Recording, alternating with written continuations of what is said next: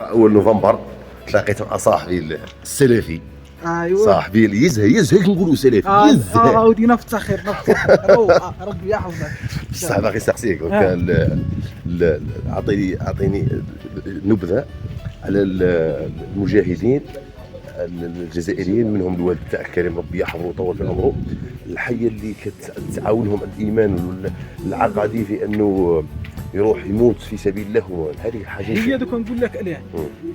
هي راه كتمن جيل لجيل، خاطر الجزائر اولا ذات الاستقلال، خاطر في ذاك الوقت ابن باديس وبشير ابراهيمي رحمهم الله كي قال لهم علاه ما تستأنوش الحرب، قال لهم لازم نقضوا على اللي راهم الداخل. علاه قال لهم العدو الداخلي باش ما يخبطناش في الظهر.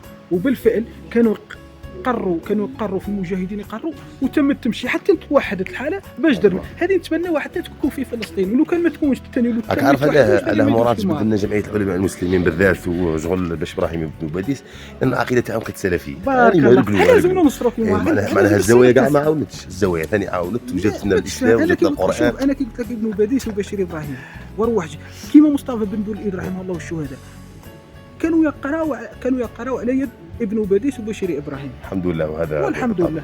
مهم ان شاء الله نكونوا احنا ثاني كيما هما ان شاء الله. ربي العقيده ان شاء الله. ان شاء الله ربي خاصه العقيده السليمه ان شاء الله يا رب. لا اله الا الله محمد رسول الله. صح.